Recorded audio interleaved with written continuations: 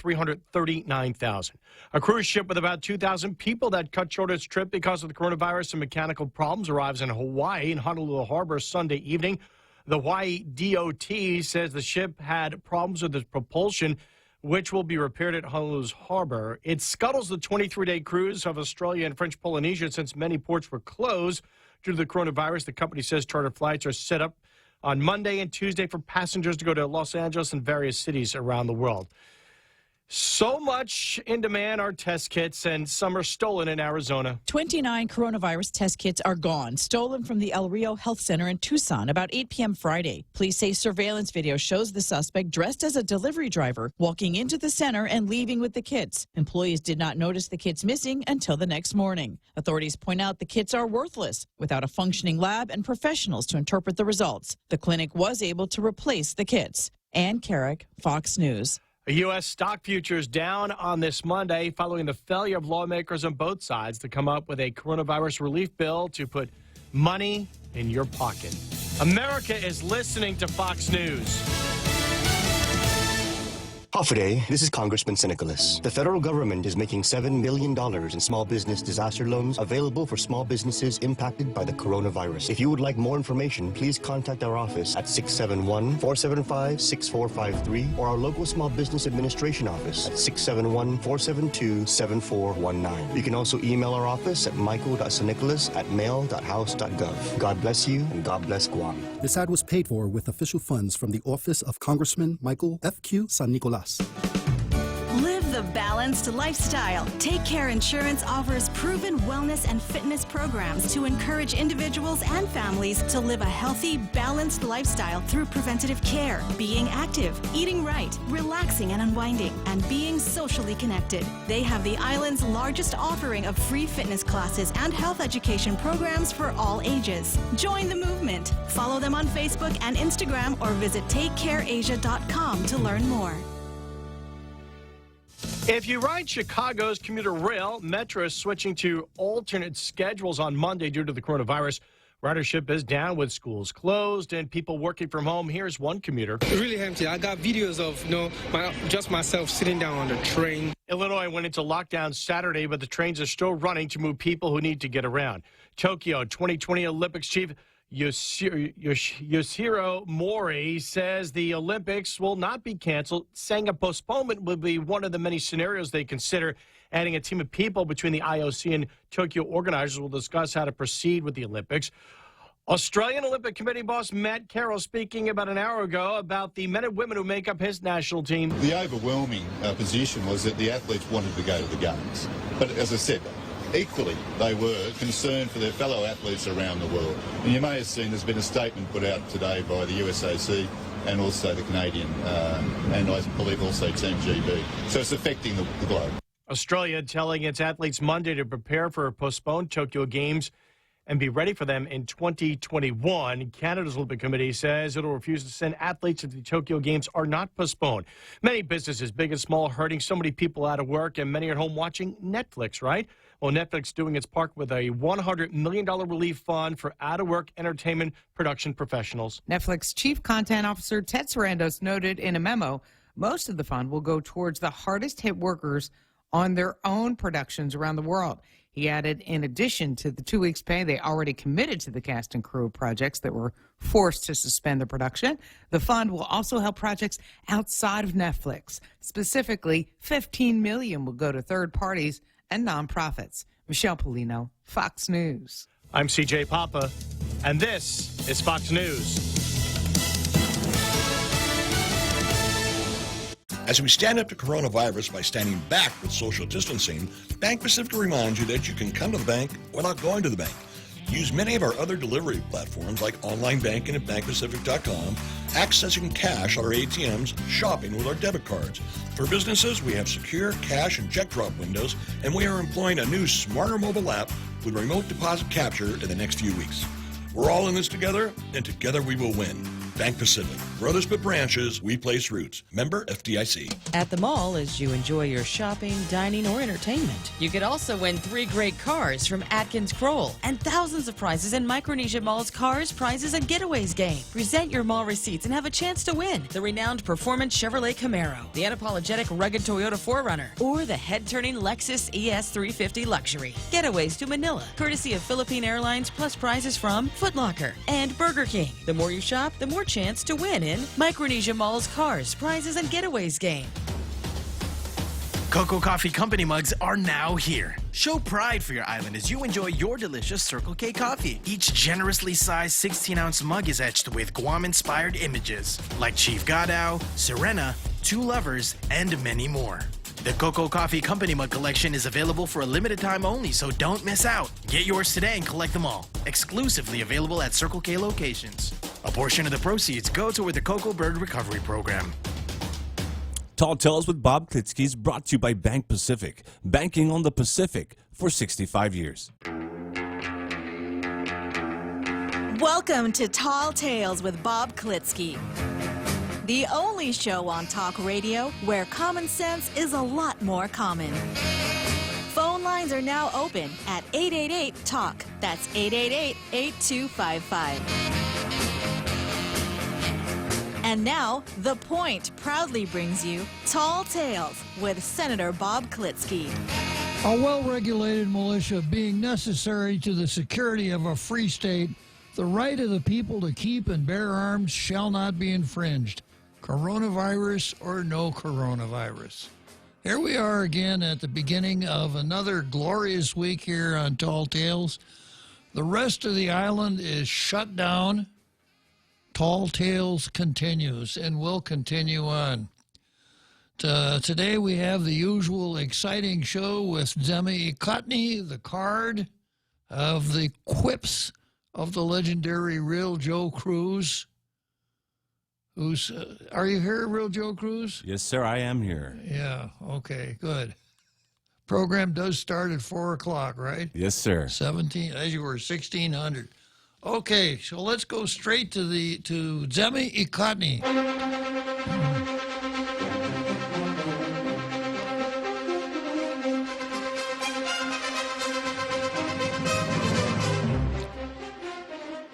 Well, here is something that tells us that this coronavirus that we're dealing with is really serious, because a momentous event has occurred this morning.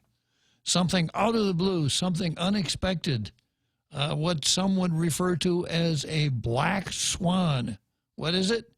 The Daily News wrote a local editorial. Yeah, so when the Daily News starts taking things serious, instead of running Gannett and USA Today boilerplate, that kind of sends a message, doesn't it? So here's what the Daily News says. GovGuam must provide more detail on virus cases. The government needs to be much more open and transparent with information regarding coronavirus cases on island. The government has done a good job about providing general information about the disease, on the importance of social distancing, practicing good hygiene, and taking preventive measures to avoid contracted COVID-19. But the information it has been providing about those who have contracted coronavirus has been sparse, and that needs to stop.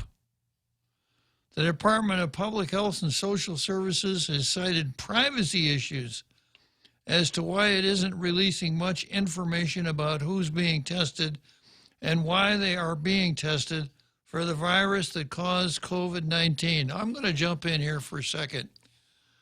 And I know that there are now serious concerns with respect to the names and identification of people who are undergoing medical care, the so-called HIPAA, Hospital Insurance and Privacy Act or something like that, makes it very difficult for medical professionals to release information that might otherwise be helpful. But if it weren't for that, this is what I'd like to see. I would like to see the name and address of everyone who was tested positive for a coronavirus. If I knew where they lived, I wouldn't go there. I'd stay away. But as it is, we're being told, well, stay away from everybody in the whole world. Because the odds that the person that you're going to run into has coronavirus are astronomical, 1 in a trillion or something like that. So instead of avoiding the people that we know have it, we have to avoid everybody else in the whole world. It just seems strange to me.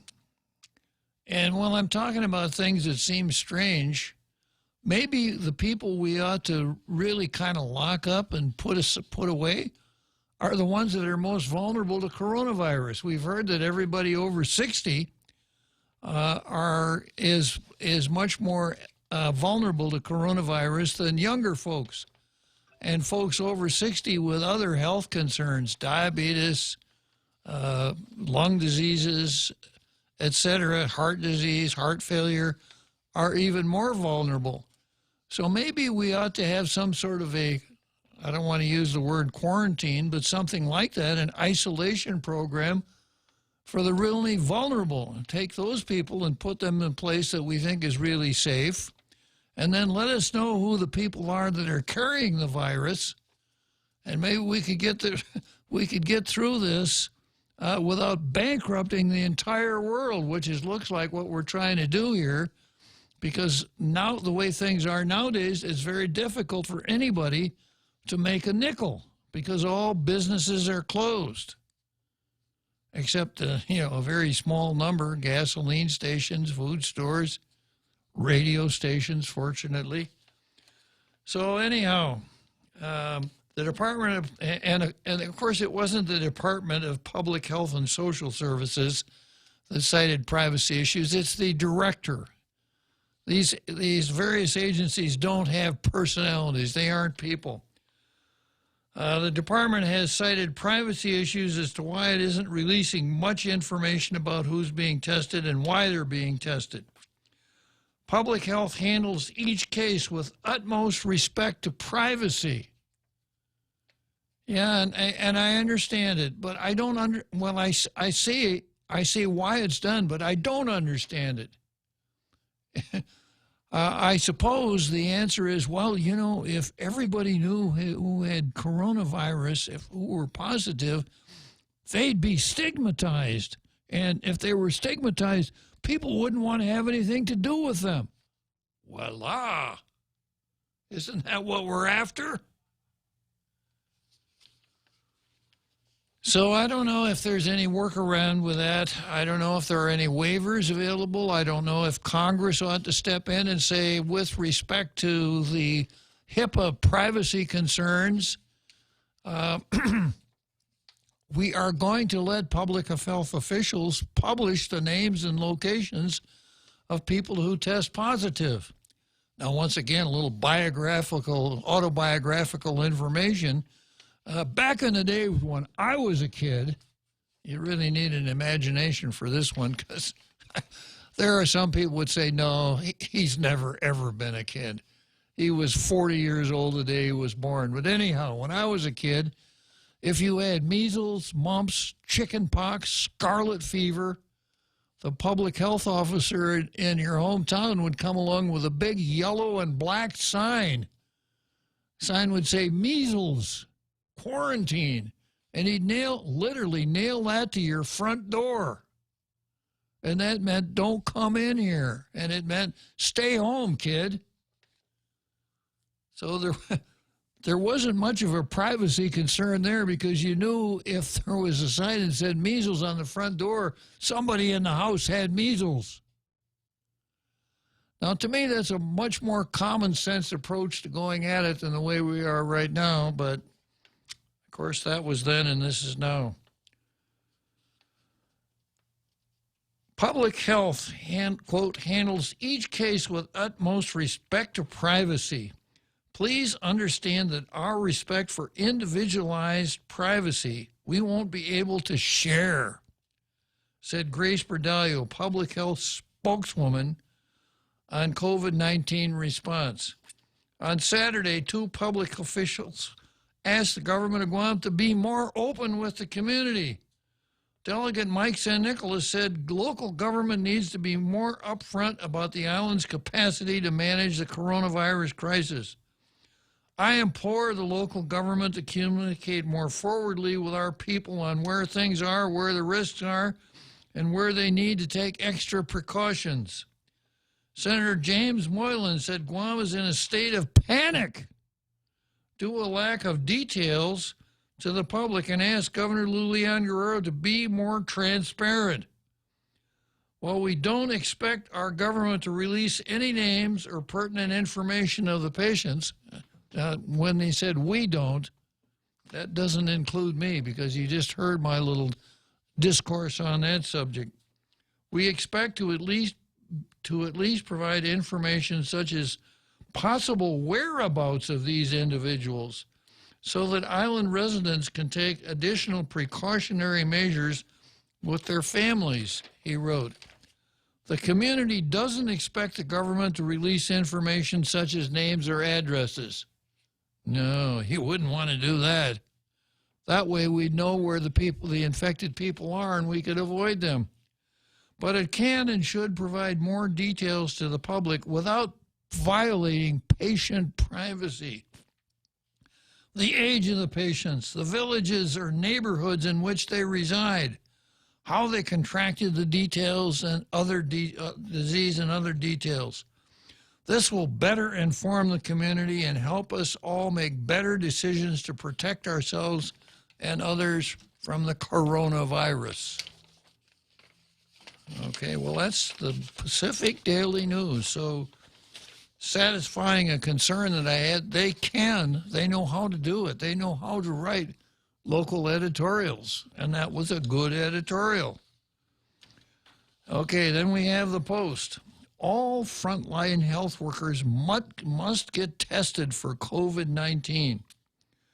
The rate of 1 infected patient for every 12 who has been tested for the virus that causes COVID-19, Guam will likely see a continuing increase in the number of cases almost on a daily basis. The total will surge if all Guamanians who need to be tested do get tested. We had our first COVID-19 fatality, a 68-year-old woman on Sunday. As of Saturday evening, the Government of Guam Joint Information Center reported 15 patients were infected. The 15 were among 123 people tested at that point. The government announced it received 200 more test kits on Saturday. One of the concerns we have is that officials requested more, but an overall national demand means we're having to share. News of a newly approved rapid test kit is very welcome, and we encourage the administration, its Washington, D.C. liaison, and our delegate to begin reaching out. Bill Joe Cruz, when in doubt, reach out. Yeah.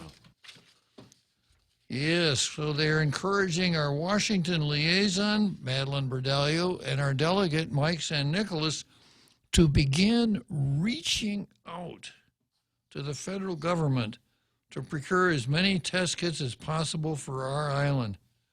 Meanwhile, we're also concerned about the capability of our healthcare system to handle the increase in COVID-19 patients and ensure the safety of those in the front lines. Let's not mince words. I think I'm going to have Kevin make a big sign here, put it over here on the wall in the studio.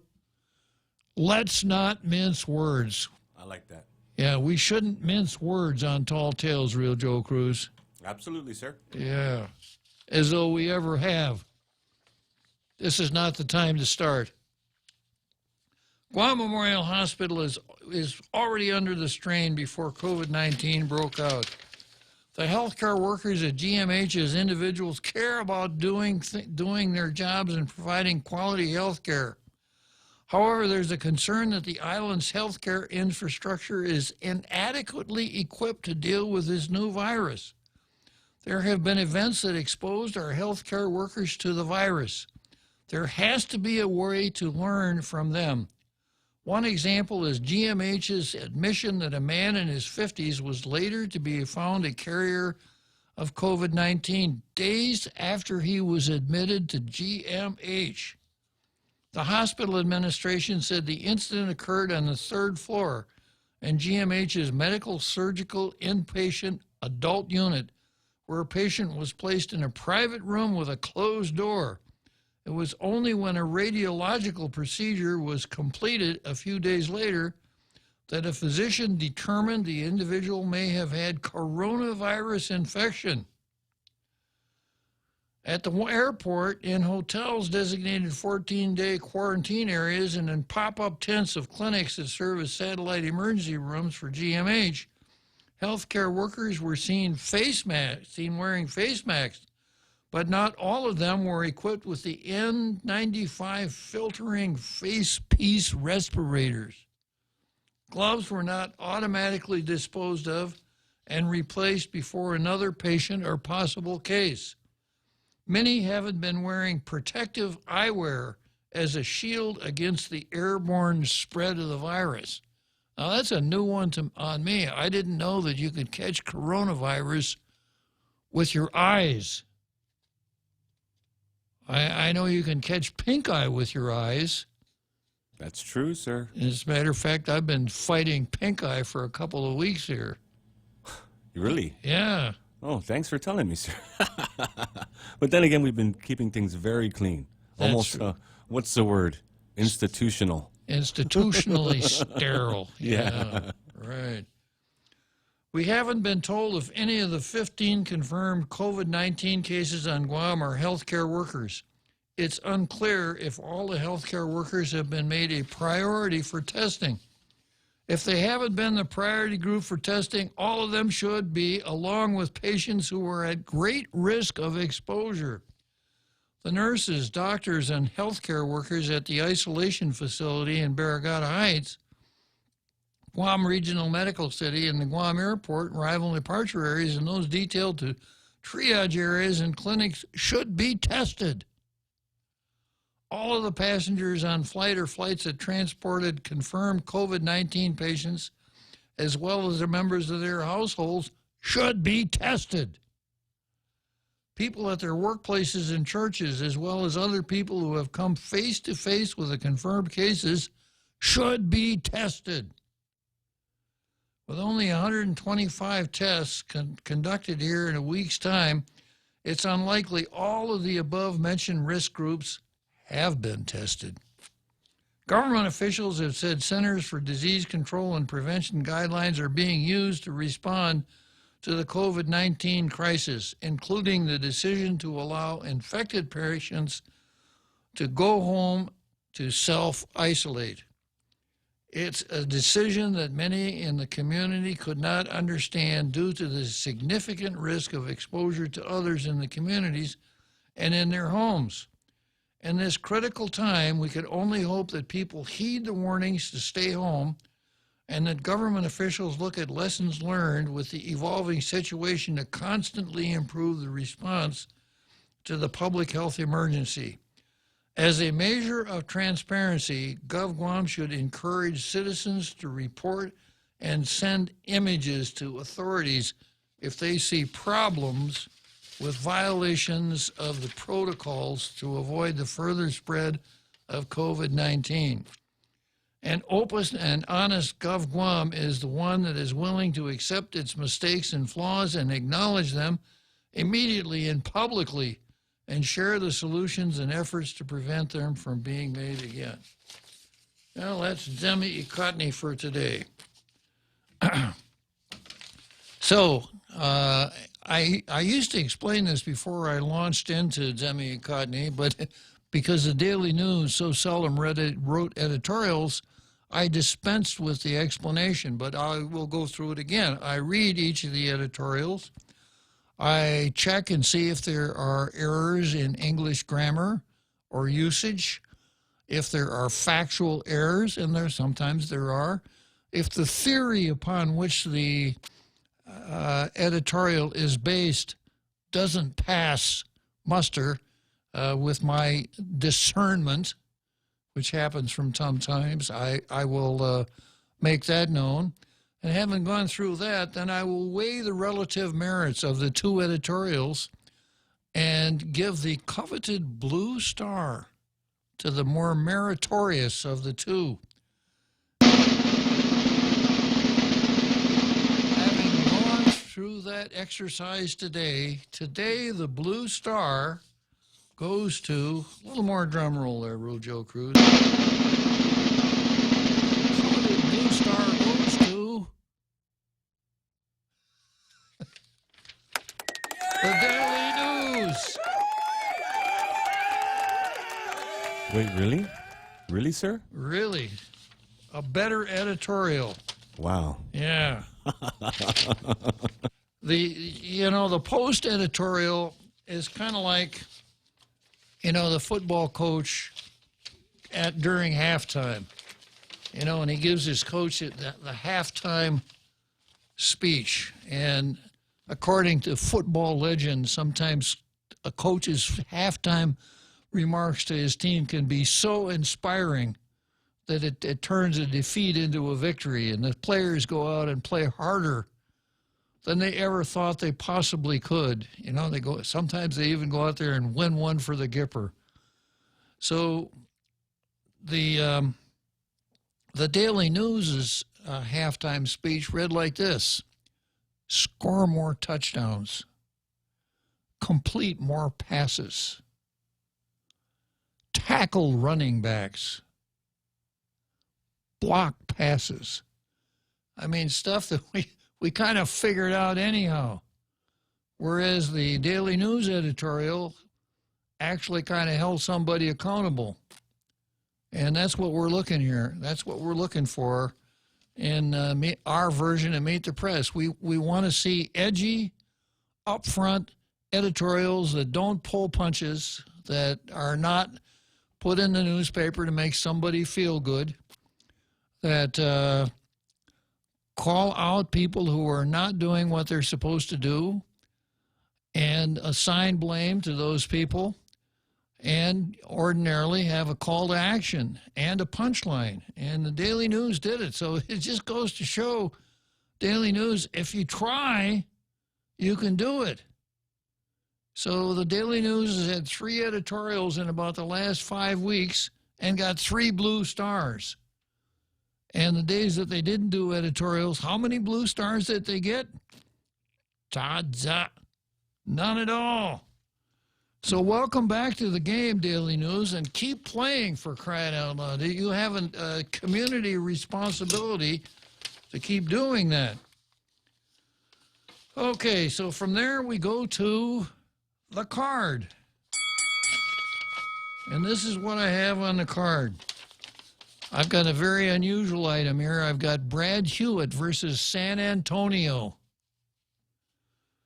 I've got Tall Tales versus Coronavirus. And the latest iteration on Tall Tales versus Coronavirus has a preliminary match. Lou Leon Guerrero, our governor, and John Gorman, the federal public defender, versus Sean Anderson, the United States Attorney for the District of Guam and the Northern Marianas. But I'm not even going to go any farther than that because I have Tom Poole on the line right now.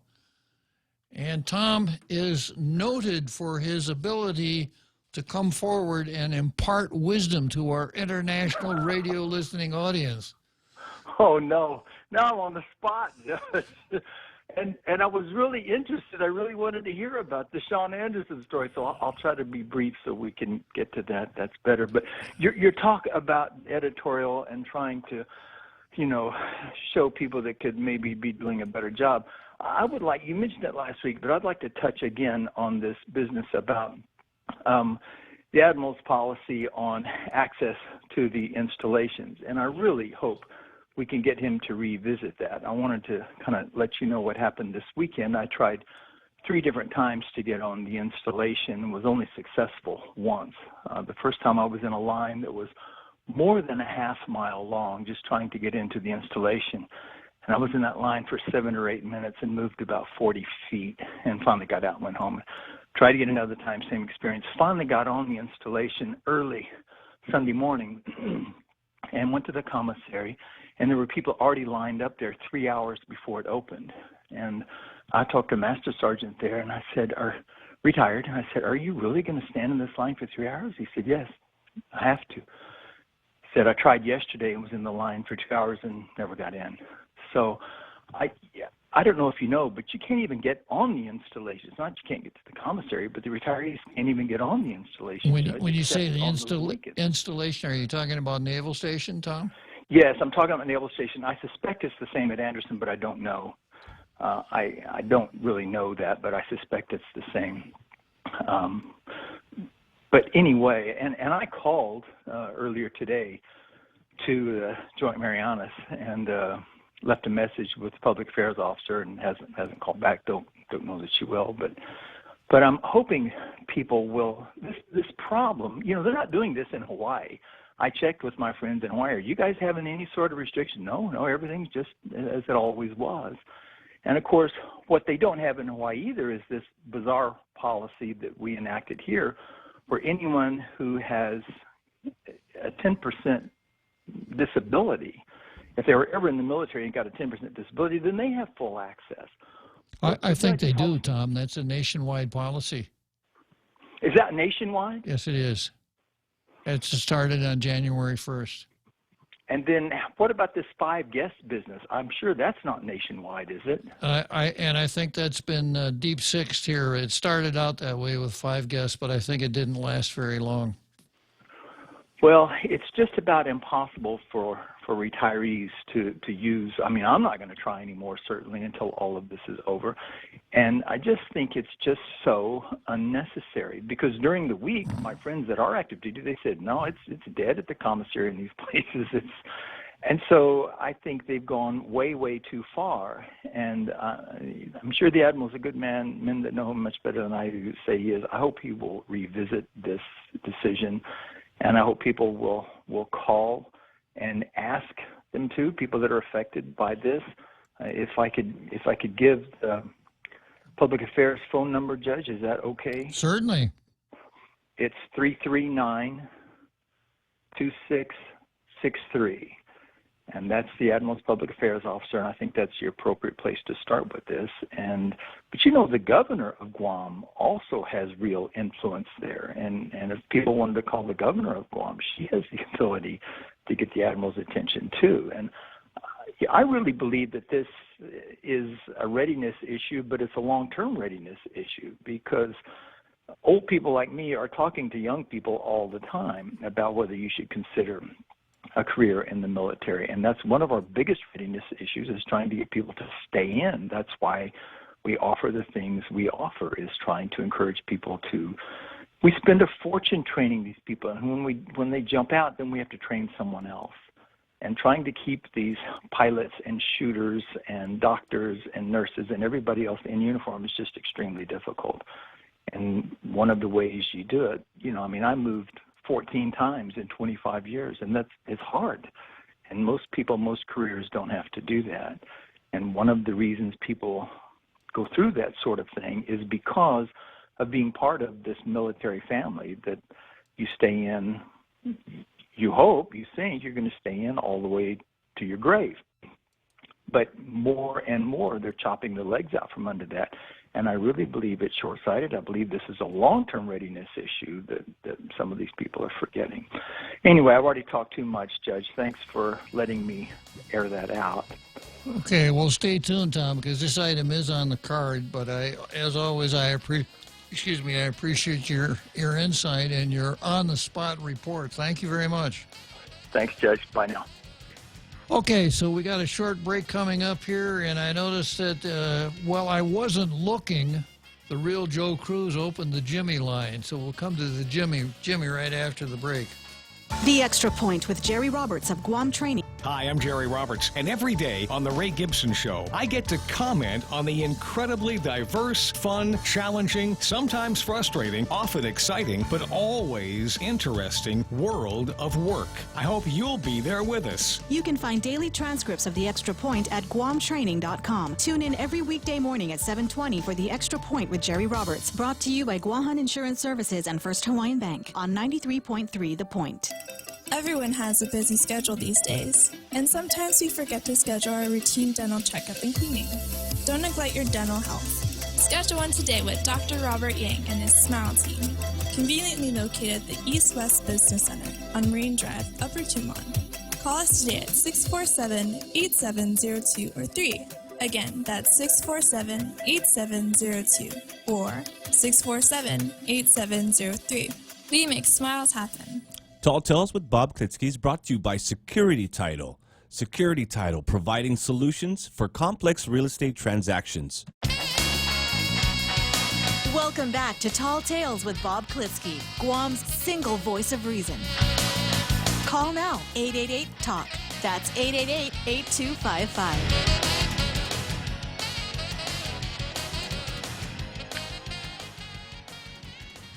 So here we are back after that short break, and I'm punching in the Jimmy line. Good afternoon, Jimmy.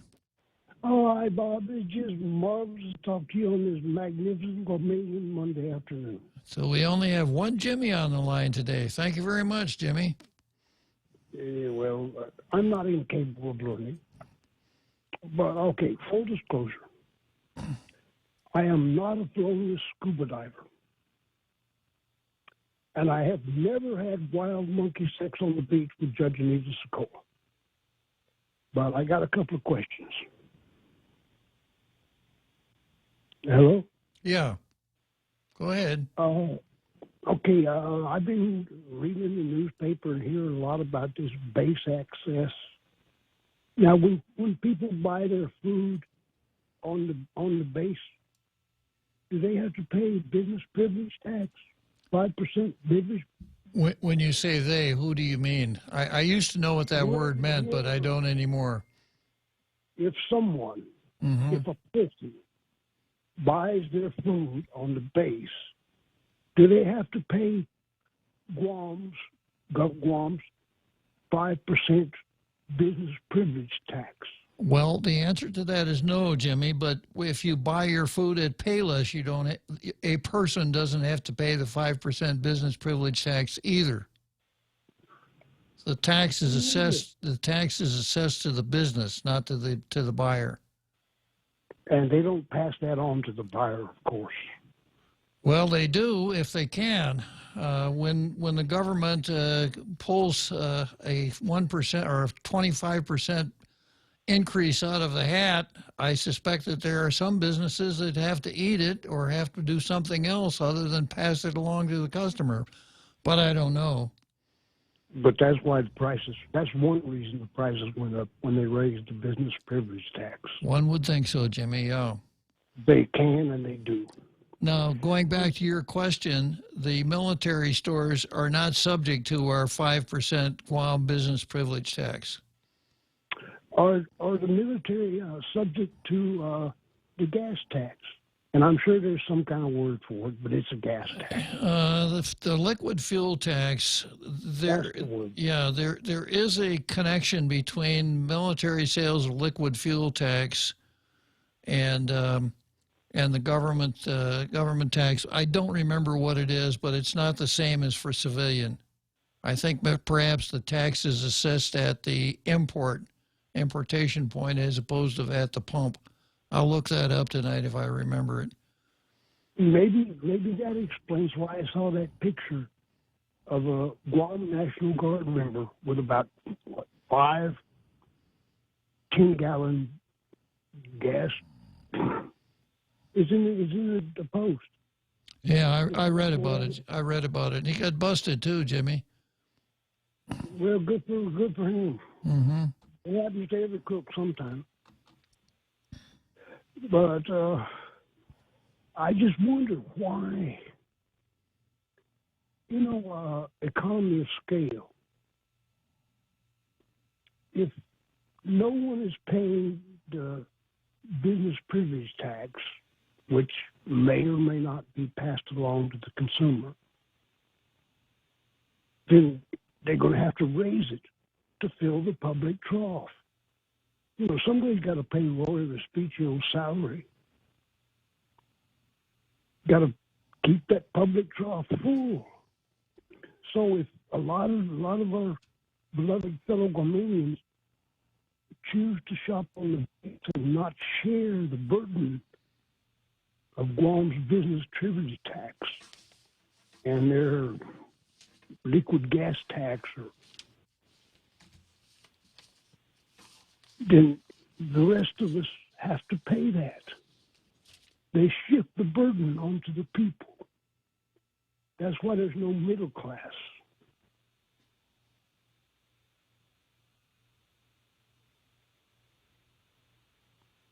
Hello? I'm still here, Jimmy. I'm listening. That's why Guam is becoming more and more a third world.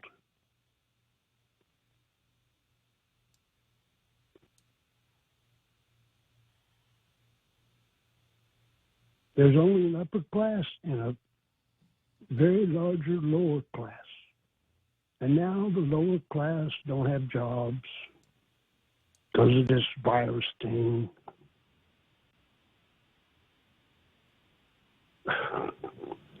Okay, that's the problem. And I don't have the solution. Yeah, well, I don't know that I agree with your definition of the problem either, Jimmy. You know, we live on a small island. There are 165,000 of us living on a small island that has limited natural resources. Our only real natural resources are sun, sand, and our location. So that has a limiting effect on the kind of production that can take place here. But given the size, the numbers, et cetera, this island is really quite productive. If you remember that we have a 4.5 billion gross island product, and if you look at the per capita gross island product, I haven't seen any figures lately, but the last time I remember is something like over $30,000 per year. So if you compare us with any place else in this part of the world, people here are living fairly well. Not perhaps as well as they live in Omaha, Nebraska, or some other place. But what it all comes down to is where we are, what we have, and how productive we are. So right now, we're in a big hole because we're not productive at all. And it's not going to make much difference how much money the government pours into this. It won't replace the goods and services that we haven't been producing. So it's going to be tough. It's going to be tough on everybody. Of course, people that started out without much money will have a harder time than those who started out with some money. And that's kind of the reason that a lot of people want to get out and hustle and make some money and save it, Jimmy.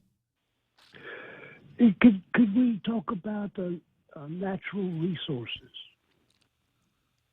For a minute, I guess. Go ahead. In the third world, okay. After the Korean War. Let's stop and define our terms. I hear this term third world tossed around all the time. This is what it means. During the Cold War, we had the East and the West, the communists and the free world. That was the first two worlds. And then there were a group of non-aligned nations that weren't aligned either with the Soviet bloc, with the communist bloc, or with the Western bloc. That was the third world. Now, you'd have to look pretty hard to find a third world country anymore. I'm trying to... That's the fourth world. Yeah, well, why don't we just use terms that we completely understand? So what are you trying to talk about, Jimmy? When you say Guam you talk about Guam being a third world country. Guam can't be a third world country. It's part of the United States. Well, you know all the connotations with third world. But anyway, let's talk about natural resources. Fine. After the Korean War in, 1953, Korea was, for lack of a better word, a third world country. Its economy was a little bit higher than Ethiopia or somewhere like that. Well, it wasn't a third. Part of it was with the Western Bloc, part of it was with the communists, but it was devastated because it had been a battleground for 3 years. So go ahead. Leave the third world out of it, Jimmy. The natural resources of Korea. Let's narrow it, make it South Korea. The natural resources of South Korea, not much. Okay, they got a lot of loans. They got money from Japan. But the greatest natural resource of Korea was their people, the Koreans. They didn't have much. And now Korea, depending on which statistic you read, is the 11th largest economy in the world, it's the 10th, or it's the 7th, or it depends who you read. But it's in the top 15 economies of the world. This is a small country, 50 million people. They don't have any oil, they don't have any, why North Korea hasn't been invaded? Hello? I give up, Jimmy. Why? They don't have oil. They have coal. Not much. Well, they do. And before the Korean War, North Korea was the industrial part of Korea. South Korea was the agricultural part. And now, North Korea is the starving part, and South Korea is one of the top 15 economies in the world. And I think we know the reason, because you look at the systems that the two countries employ. The North Korea is a Stalinist communist state, and South Korea finally got to be a democratic state about 25 years ago, and has embraced capitalism, has done very, very well. Well, whatever the reasons why, and you don't have that much time. Yeah, you're right, Jimmy. And I don't have much time. So make your point. Well, economy of scale. If all of the beloved fellow Guamanians who are in the National Guard go up there and buy their gas and their food at the military base, then the business privilege to whoever fills the public trough, that's going to raise. They need more taxes. If these people would pay their business privilege tax and pay their gas tax, then it would lower it for everyone else, the economy of scale.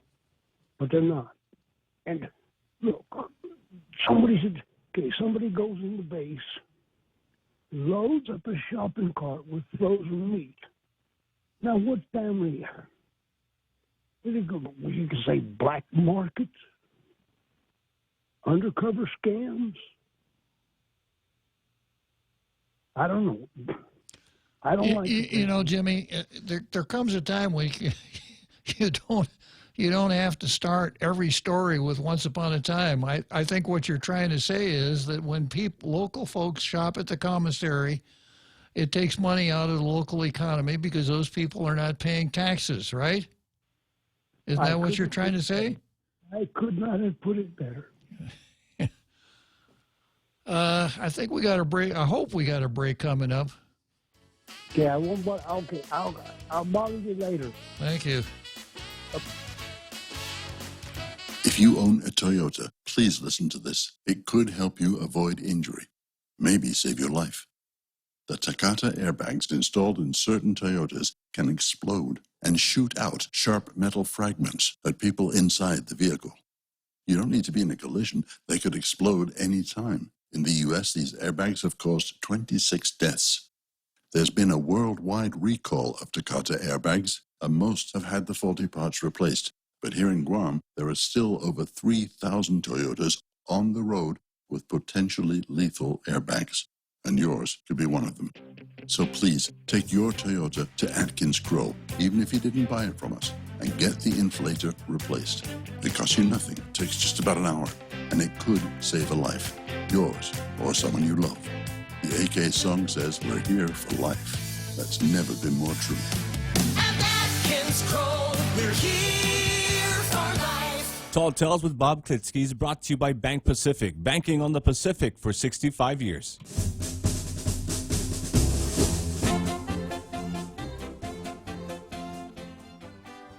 So there we are, back again at Tall Tales, and spent a lot of time with Jimmy there talking about third world countries. I've been racking my brains.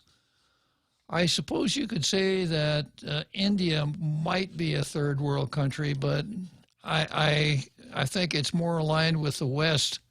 Well, of course, when there's no more, the only communist states left are China, North Korea, and Cuba and Laos.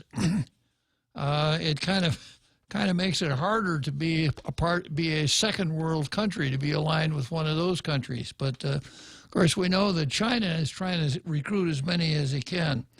Anyhow, back to the card. I've got Brad Hewitt versus San Antonio.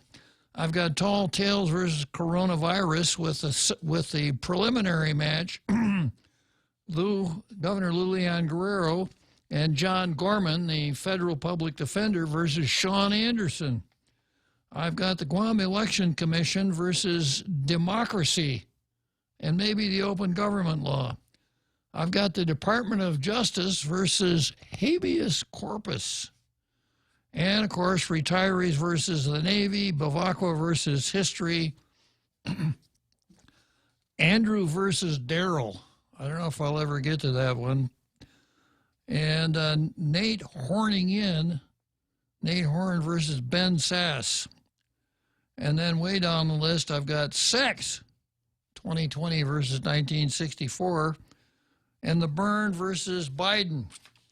So let me start out with Brad Hewitt versus San Antonio. Brad is a regular poster here on Tall Tales, a regular viewer. Back in the days before he moved to Texas, he was a fairly regular caller. So he is recognized as part of the Tall Tales Truth Posse out there in our international radio listening audience. But the quality of talk radio in San Antonio is so poor compared to Tall Tales that Brad finds it necessary to chime in on Tall Tales to get the kind of discussions that he needs to make wise decisions, because he obviously can't get them in San Antonio.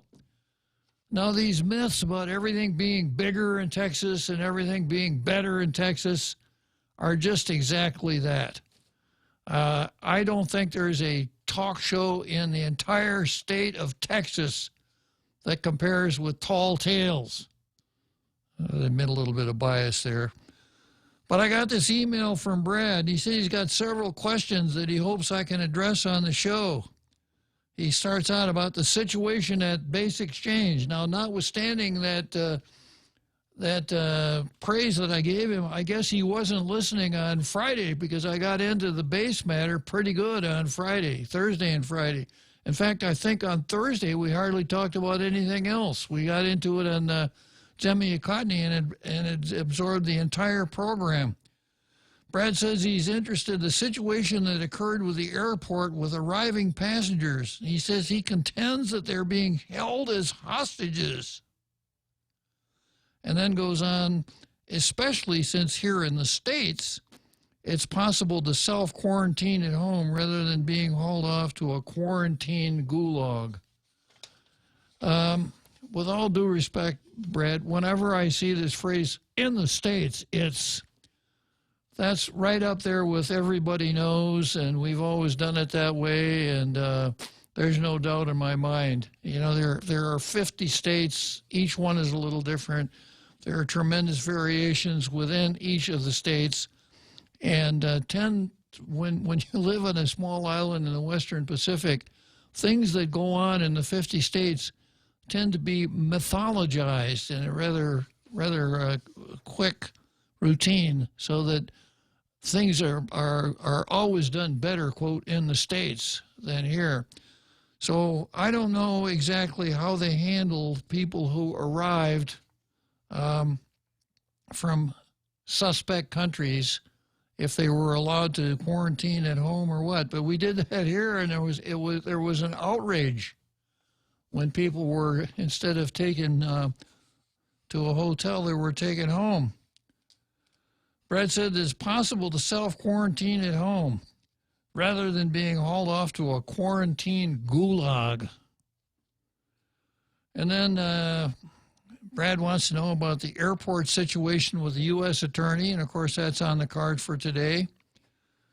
And then he wants to know about moving everyone who tests positive to her skilled nursing unit turned quarantine gulag. This area should be saved as an overflow supplement to the hospital for those who are medically necessary to receive treatment. Well, I thought that we were using the skilled nursing home only for people who have the coronavirus so as not to infect other people at the hospital. Isn't that the way it goes, real Joe Cruz? I believe so, sir. I thought that's what it was about. Yeah. That makes sense to me. And then Brad goes on to say, isolating positive individuals who can take care of themselves at home would create a no vacancy at the skilled nursing unit for those who really need it, and thus a need for more overflow areas. I don't quite understand that. And then he says he'll stay up tonight to listen to what I have to say about these topics. So I noticed you're on. I can see you on Facebook, Brad, so I guess you're listening in. And my condolences about the poor state of talk shows there in San Antonio, but as usual, you're always welcome here on Tall Tales. Okay, first item on the card here is Tall Tales versus the coronavirus, with the preliminary bout, Lou and John versus Sean Anderson. And it was covered by all of the media. This is what I gather happened. Sean Anderson had been on vacation in Japan.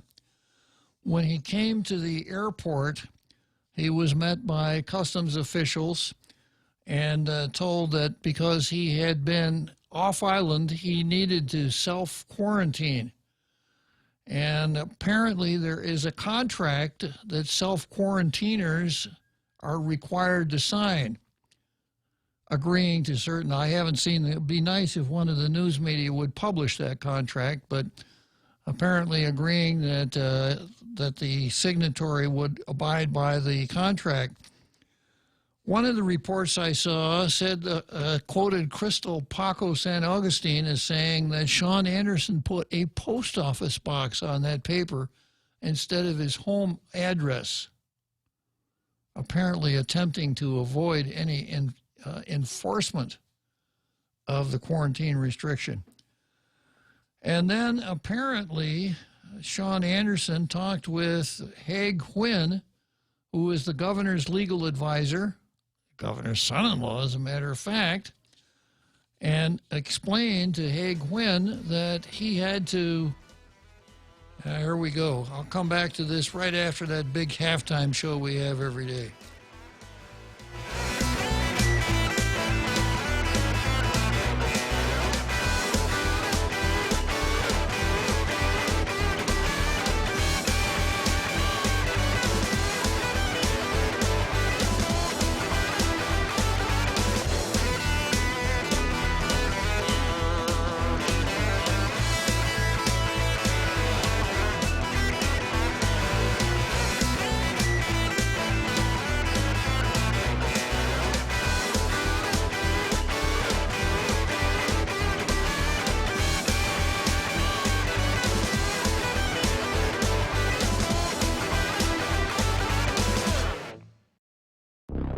The Point is KUSG, Hagåtña, Guam, 93.3 FM and 104.3 HD3.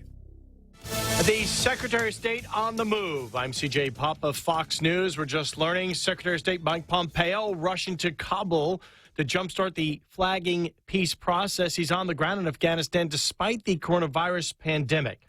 Now, during the briefing at the White House, the president was asked if illegal immigrants can come in for a coronavirus test without the fear of action being taken against them. We will test that person because I think it's important that we test that person, and we don't want to send that person back into wherever we're going to be sending the person, whether it's another country or someplace else, because, you know, we're now bringing them right out of our country.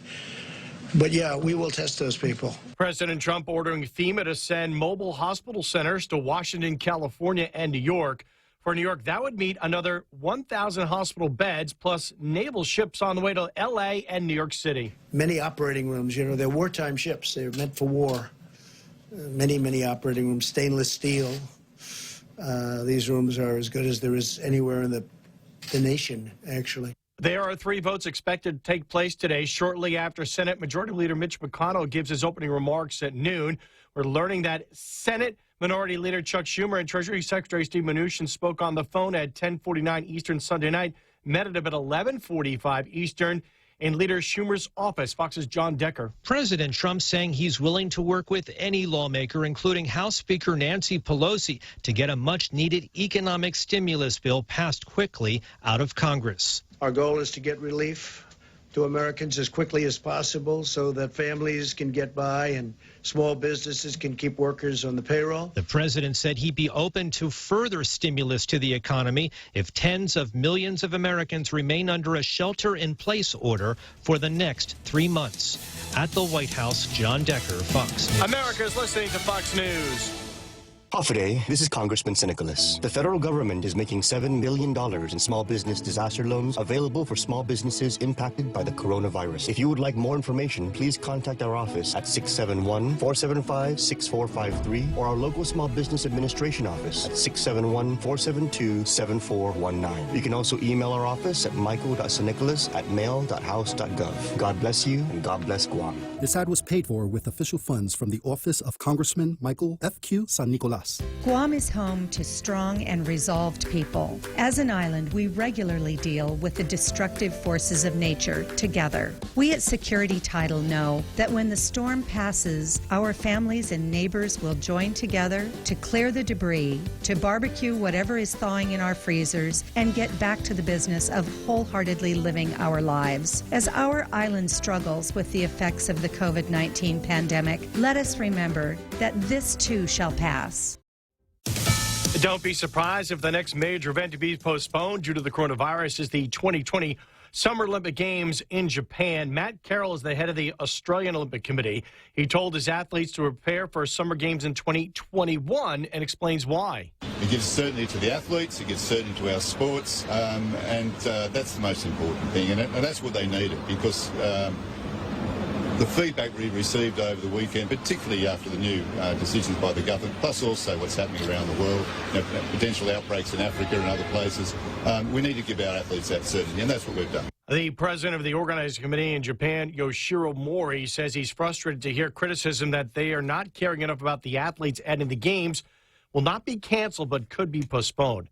A Nevada student starts a group to shop for citizens at high risk for coronavirus, saying their client list is growing. The coronavirus is bringing out the best in many of us, including Nevada pre-med honor student Jade Powell, who started a volunteer organization aimed at helping elderly or at-risk people obtain groceries and other supplies. Our volunteers are willing to go to the store, to go to multiple stores if it's needed. Powell urging other potential volunteers or people in need to reach out, telling Fox's Bill Hemmer reports. Our Facebook is facebook.com/shoppingangelSNB. And then it also has a list of all the states and the emails that we have set up for those states. She says that dozens of volunteer shoppers have already signed up to help.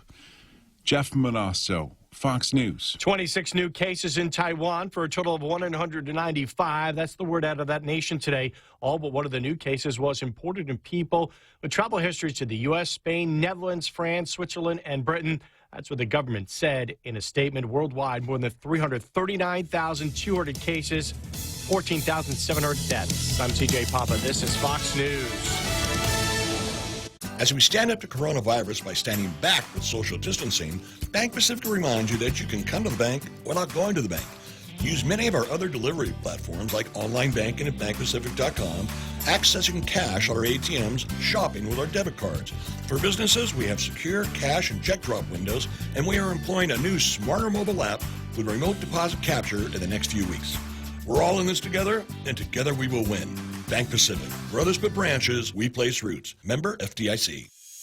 If you've ever struggled for breath, you know what a scary experience it is. Whether you have asthma, emphysema, COPD, lung cancer, or another respiratory illness, the right medical treatment makes all the difference. GRMC's Pulmonology Clinic has the latest technology and respiratory equipment, staffed by world-class pulmonologists. Make an appointment today with GRMC's Pulmonology Clinic and start breathing easier.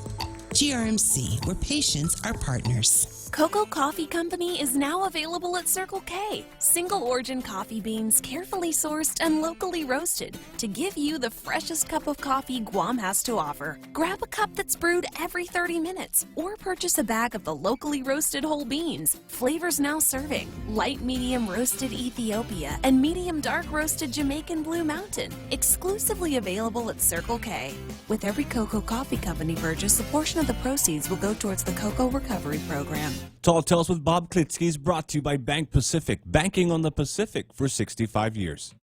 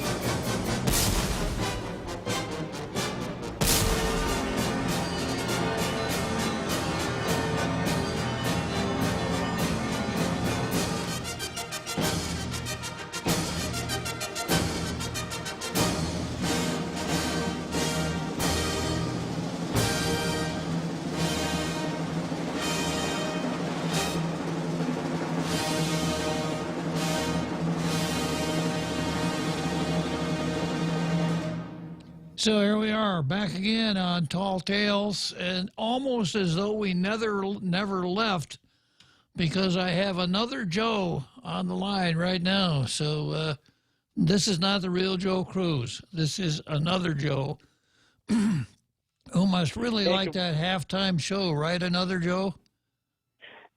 Yeah, Bob, how you been holding up with this quarantine? Are you getting bored staying inside, or you have something? Well, I involve myself so much in show prep that I don't have time to get bored. Another Joe. All of the preparation for my show keeps me pretty much on my toes. So, Uncle Bob, I was going to ask should we be learning from past experiences where I'm not sure it was your program you were talking about. The feds said that we're procrastinating. We're taking too long to take the certain organizations in the federal government to court. Like, for example, dealing with the issue of the Ordet landfill and whatever responsibility the military and the Navy and other branches of the military have in the runoff or whatever it was they're applying that we should have been suing the Navy for. Does that ring any bells, Uncle Bob? Or well, it rings a bell, but the bell is cracked. Now, if I were to ring the bell and get the right sound out of it, this is how it would sound. The government of Guam attempted to sue the United States government for some of the cleanup costs for the Ordet dump. and the government of Guam missed the statute of limitations by several years. So one of the fundamental principles of litigation is that if there is a statute of limitations, you must have your complaint on file before the statute of limitations runs, because if you don't, you're probably going to wind up out of court, and that's what happened. So rather than phrasing it the way you did, that they said, you should have done this sooner, it's more like you should have had your stuff together and sued before the statute ran.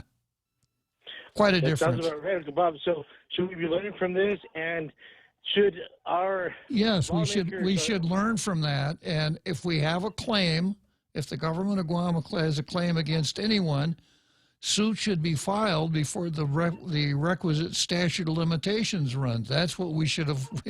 That's kind of law school first day out. But go on, another Joe. Okay, I'm sorry. I was trying to draw a comparison or attention to that the President Trump, he's coming out with new initiatives or new handouts, if you will, to people to assist in government. Watching C-SPAN and whatever, any channel that's covering the president, talking about giving out assistance to everyone American, whether it be in the territories or the reservations or the states. Should our lawmakers, our elected officials be saying, hey, this is happening now in real time. We're doing this. We're going to do this for you all, constituents, residents of Guam. We're going to go and get what we can out of this. Should we be hearing that from our elected officials? Bob? Should we be hearing what? That anything and everything that President Trump is making available to Americans in the territories and everywhere, the reservation states, that our leaders are going to be there, waiting in line, looking for that assistance, and communicating that to residents in Guam. Well, there has been talk in both the newspapers and on TV about the things that are working their way through Congress, but until those things are in place, what would you expect of our local officials? You want them to sue somebody? That's kind of like sounds like what you're saying. I apologize. I think I'm trying to say be prompt, be on time. As like you said, Law School 101, get it in before the deadline, and while we still have the ability to, and not wait for countless days, months, weeks, months, and it's kind of the feeling we get also with just about anything that's going on with our government for different reasons.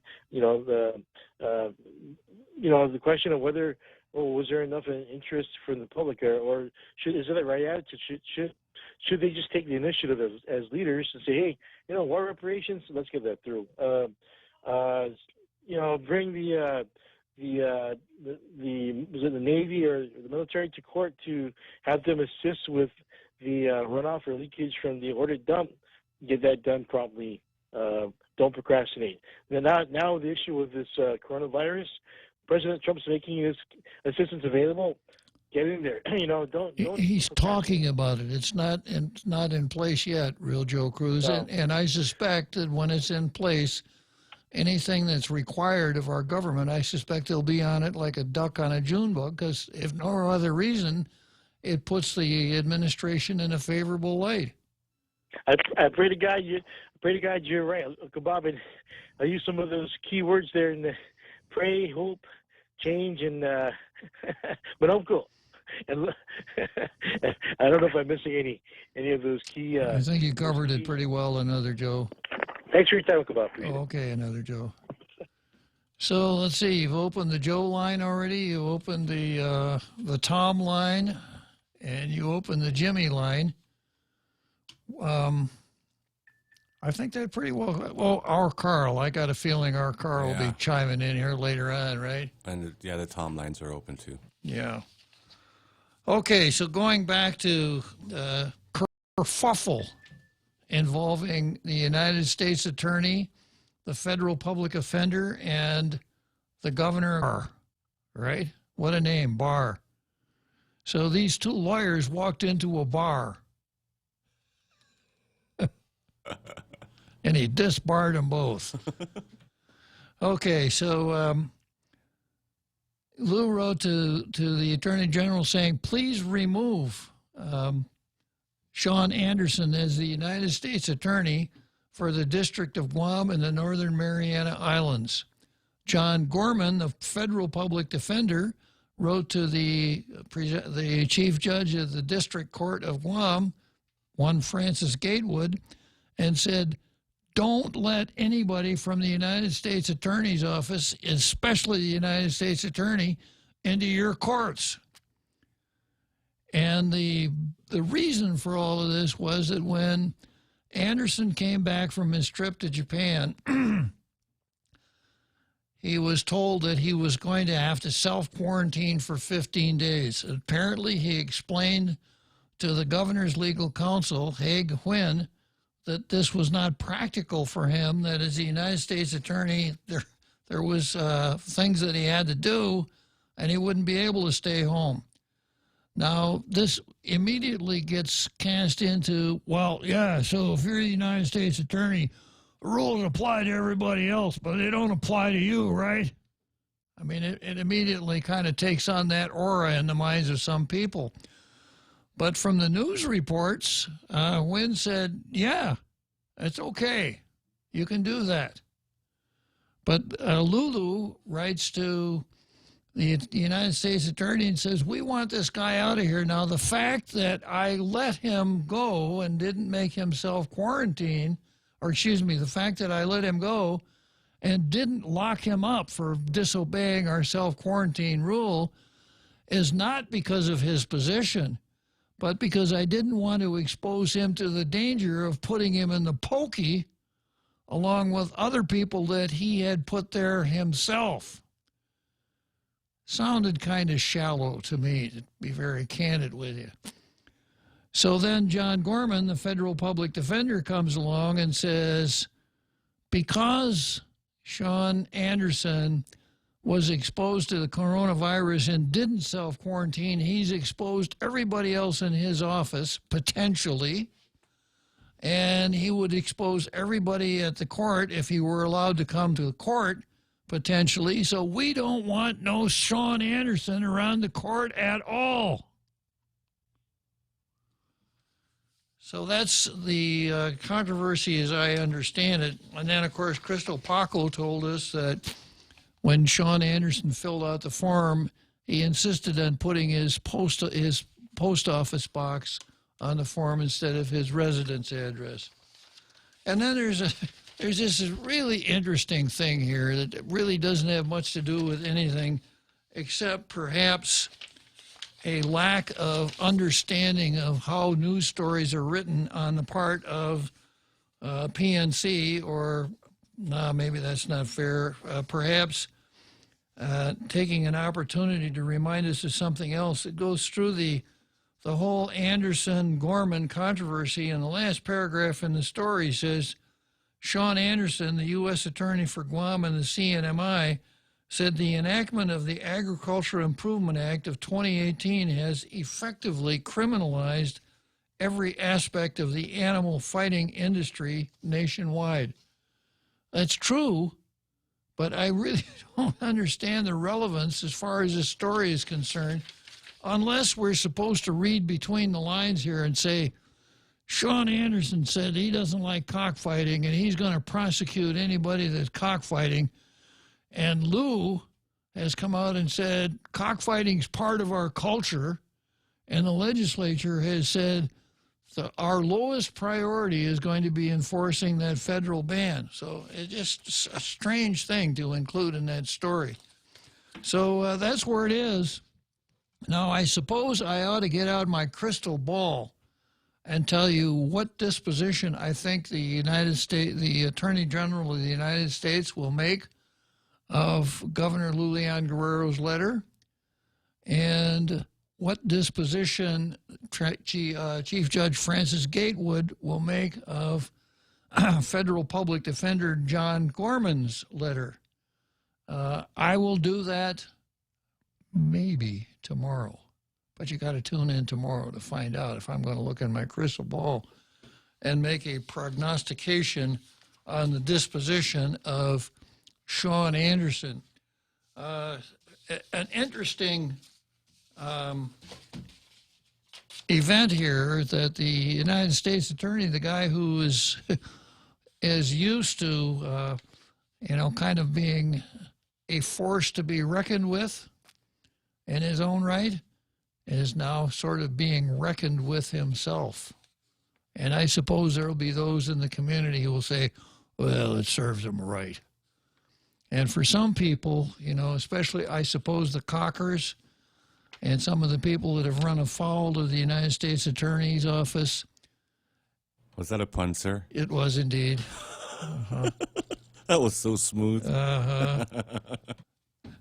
And for those who kind of get a kick out of seeing something big fall down, this whole kerfuffle with the governor and the United States public defender takes on a kind of a Benetsu dimension.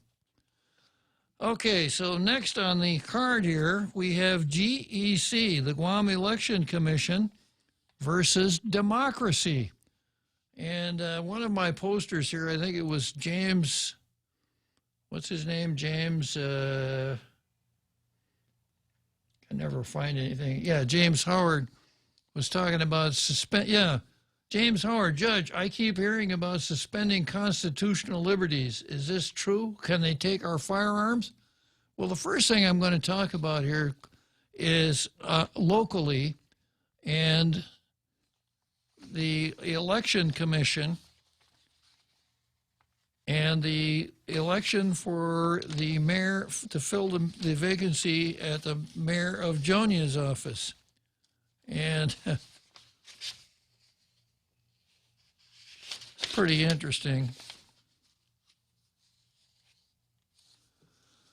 So on Saturday, the Election Commission voted to ask the governor to suspend that election, to postpone it, to not have it next Saturday. And ironically, only 4 commissioners voted. Alice Tyron, who said, yeah, let's have the election on Friday, didn't show up on Saturday. And another commissioner didn't show up either. Michael Paris, who apparently, according to the rules of the Election Commission, can only vote when it's the casting vote, didn't vote. So 4 commissioners voted to ask the governor to suspend the election. But the part that I like the best, and I didn't get to this on time, on Thursday night, this story ran, as you were, on Friday morning, this story ran in the Daily News. Here's the headline: What's another 6 months? GEC debates postponing or canceling the Jonia election. And I'll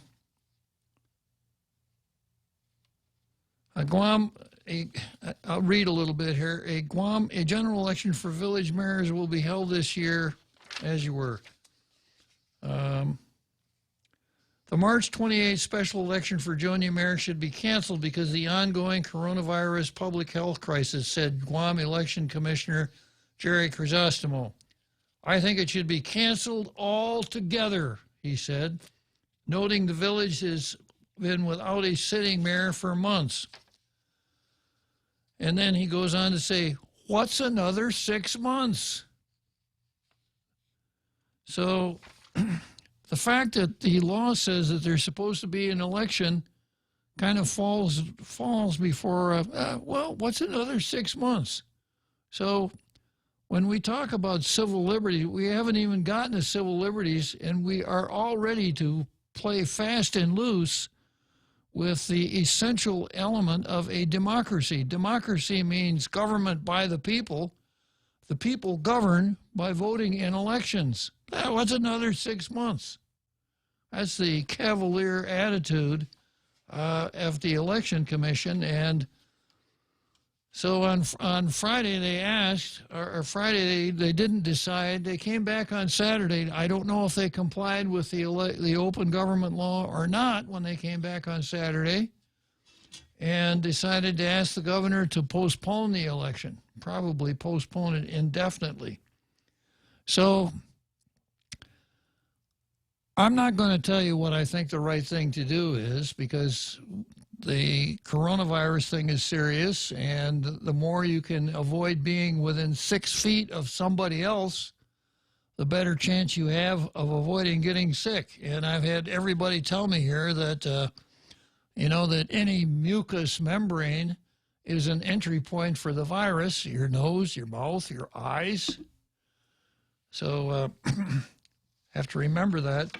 So on the one hand, I can see not having a large group of people come to the polls and of necessity be within 6 feet of each other. However, Maria,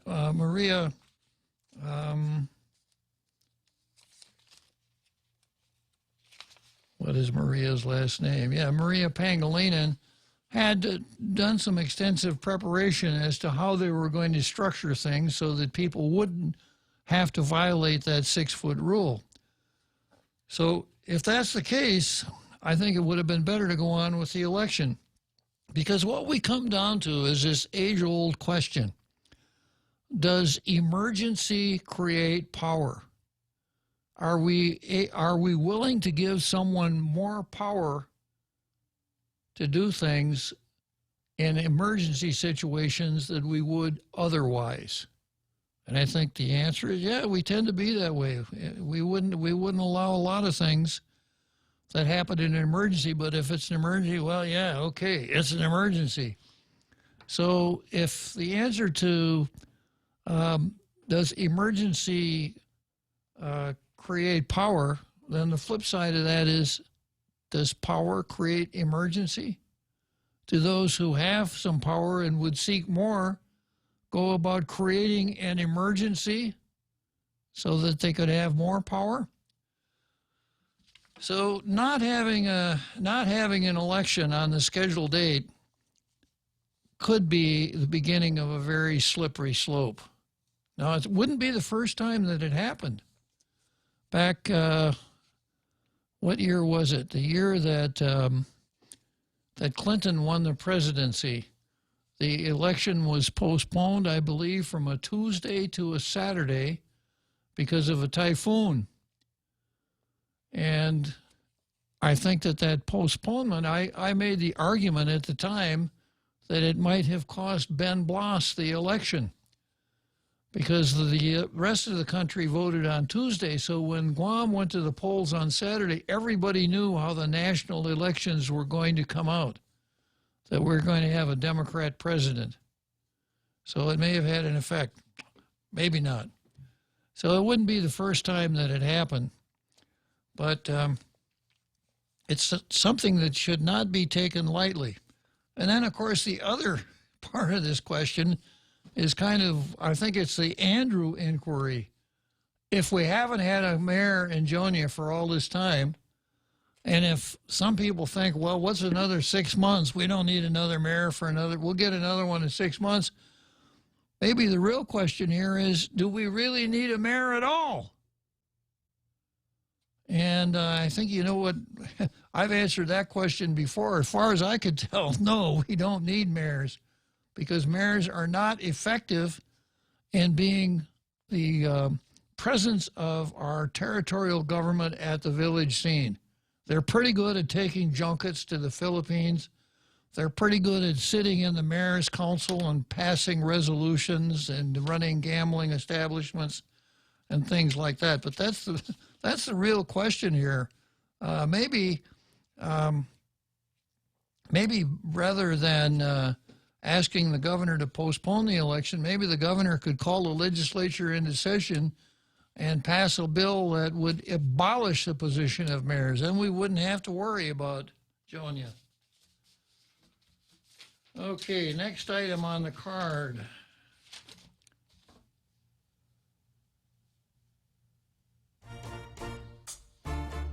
Okay, let's go to the 7th inning stretch, and we'll come back here. The Extra Point with Jerry Roberts of Guam Training. Hi, I'm Jerry Roberts, and every day on The Ray Gibson Show, I get to comment on the incredibly diverse, fun, challenging, sometimes frustrating, often exciting, but always interesting world of work. I hope you'll be there with us. You can find daily transcripts of The Extra Point at guamtraining.com. Tune in every weekday morning at 7:20 for The Extra Point with Jerry Roberts, brought to you by Guahan Insurance Services and First Hawaiian Bank on 93.3 The Point. Family Finance has been serving the people of Guam since 1959, and they'll continue to be there for you in the years to come. Whether you're looking to get a personal loan for that summer vacation or paying off those long overdue bills, Family Finance has got you covered. Apply for a personal loan from $1,000 up to $3,600 by calling Family Finance in Agutya at 475-4545, Upper Tumon at 647-5626, or in Dededo, 633-4473. Family Finance, serving the people of Guam since 1959.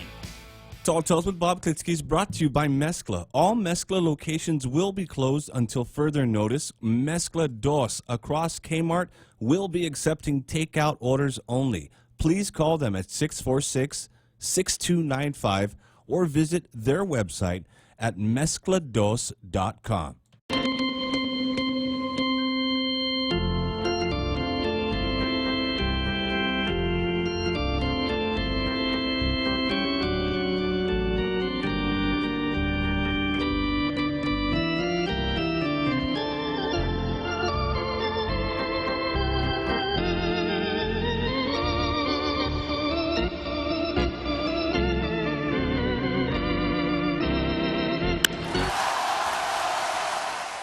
So here we are, Wrigley Field, center field bleachers, Chicago. And who do I see wandering around out here in the almost completely empty bleachers? It's another Joe. So another Joe, you got off the Ferris wheel and now you're sitting in the bleachers in Wrigley Field. How did you do that? Practice, Uncle Bob, practice. I thought I'd help you fill some of this dead air time. If that's the case, I don't know it to be the case. I'm just, just in case. I'm pretty sure you have a full card of things to talk about, but, I thought I'd spice it up a little bit. So the question has arisen quite often whether we still need mayors, but I don't know that that's the only or most important question, Uncle Bob. I think the important question is I think you touched on it. Where are our mayors, and are we getting in touch with them when we'd like to?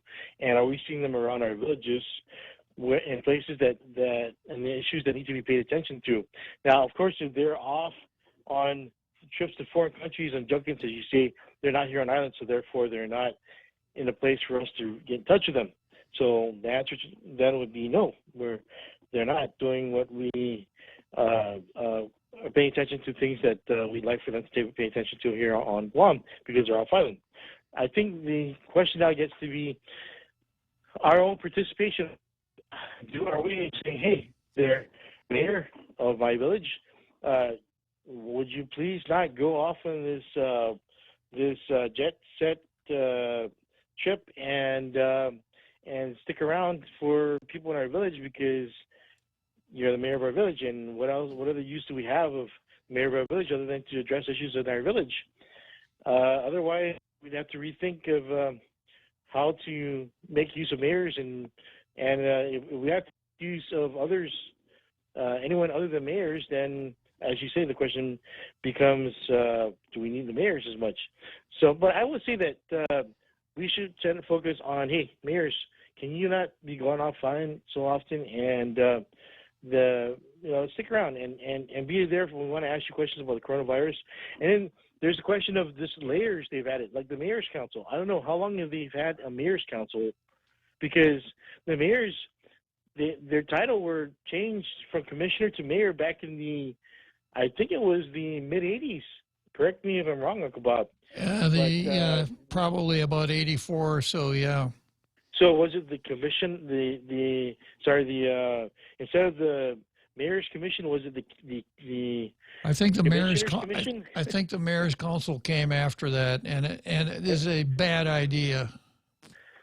So maybe we need to reflect or revisit the issue of whether or not that extra layer, the mayor's council, is as important, or maybe we need to figure out how to make them more proactive within the villages on Guam, and not have them encourage or they're basically patting each other in the back and say, hey, it's okay to go off island in this tour because this or that reason, when maybe the majority of the constituents for the villages is saying, no, we don't want you to go off island. We want you to stick around so we can answer our questions or revisit these issues and pay attention to them. So that's what I want to suggest there, Uncle Bob, is what are the distractions? Is the mayor's council a distraction? They've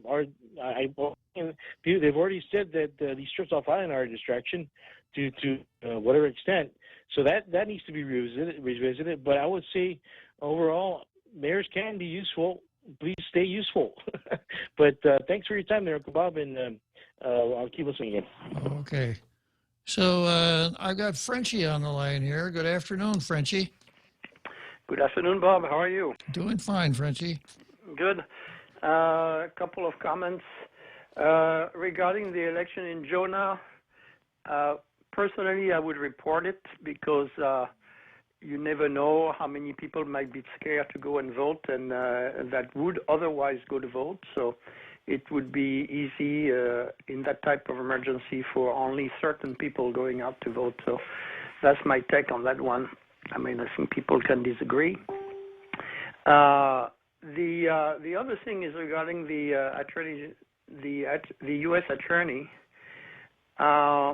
Personally, the way I looked at it, I think actually Candid News has done a very good follow-up on all those things and did their research.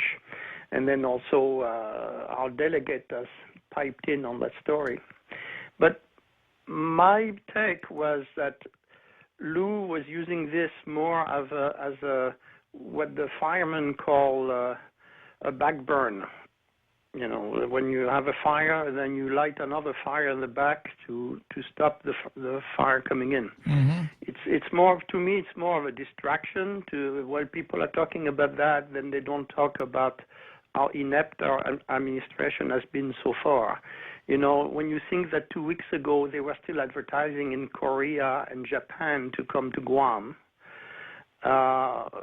it's mind-boggling. She's all over the board and backwards. She's just like one of those weather vanes, you know.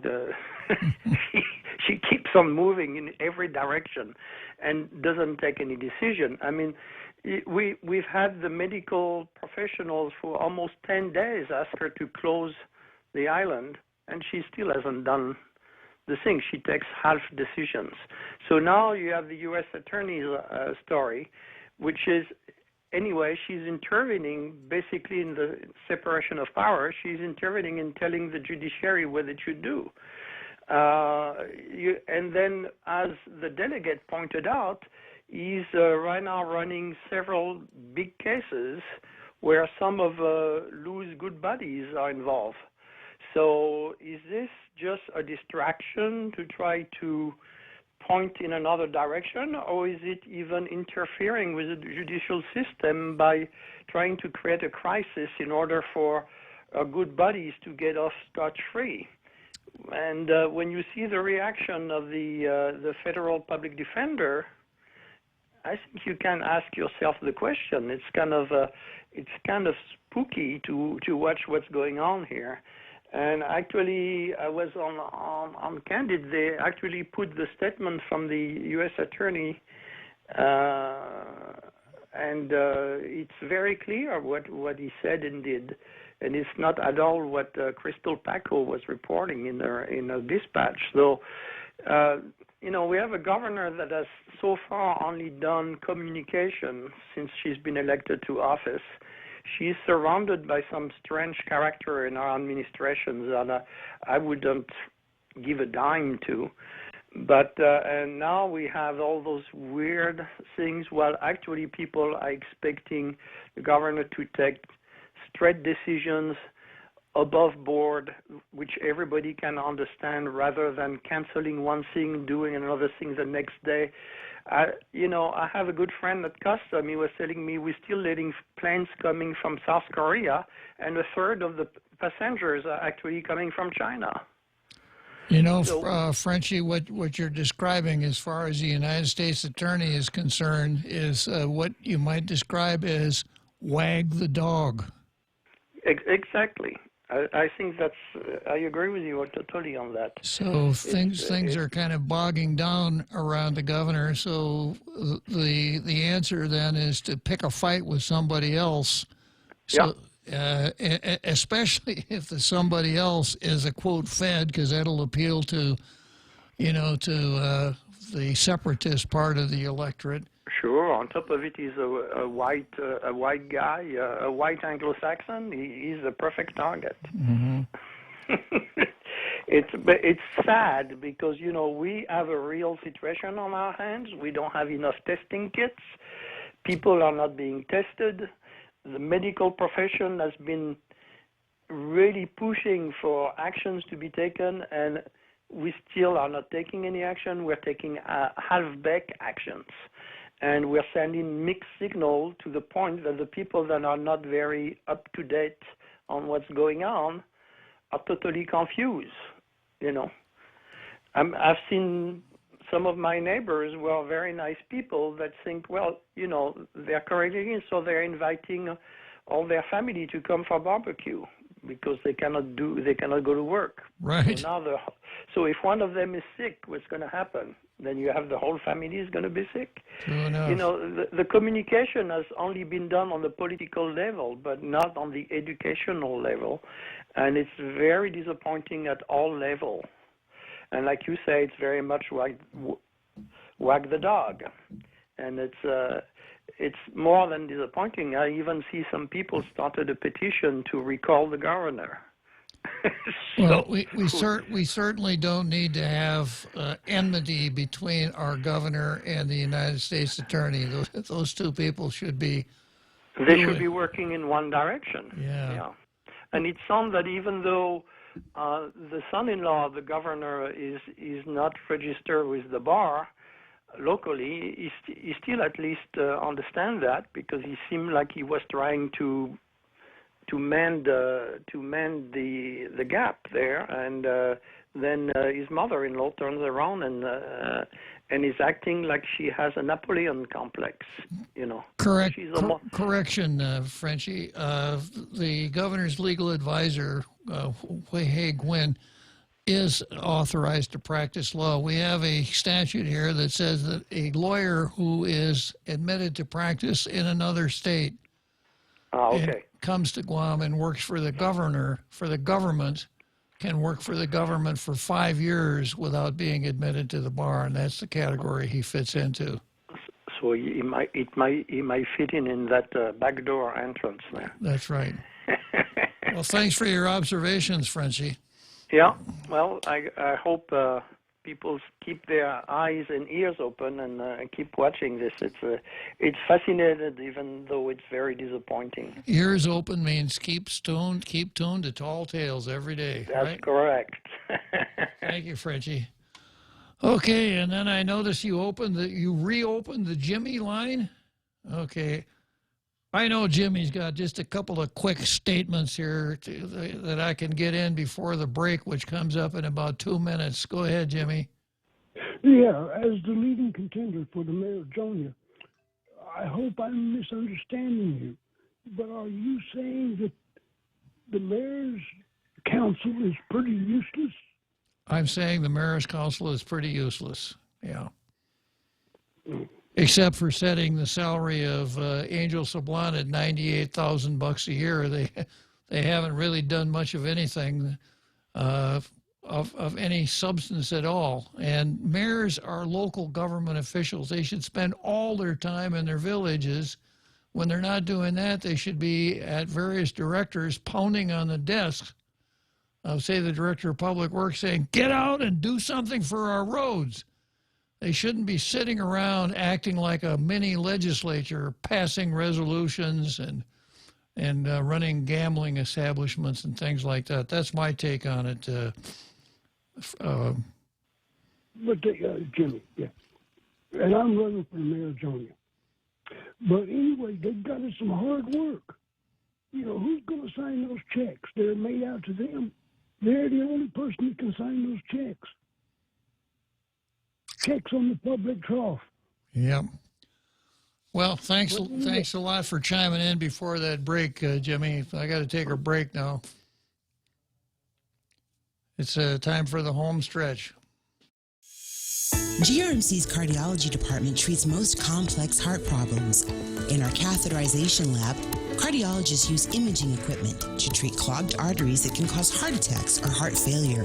We perform balloon angioplasty, stenting, and other life-saving cardiac procedures.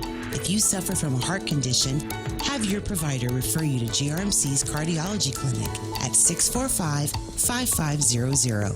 GRMC, where patients are partners. At the mall, as you enjoy your shopping, dining, or entertainment, you could also win 3 great cars from Atkins Kroll and thousands of prizes in Micronesia Mall's Cars, Prizes, and Getaways game. Present your mall receipts and have a chance to win the renowned performance Chevrolet Camaro, the unapologetic rugged Toyota 4Runner, or the head-turning Lexus ES350 Luxury. Getaways to Manila, courtesy of Philippine Airlines, plus prizes from Foot Locker and Burger King. The more you shop, the more chance to win in Micronesia Mall's Cars, Prizes, and Getaways game. Tall Tales with Bob Klitzkie is brought to you by Bank Pacific, banking on the Pacific for 65 years.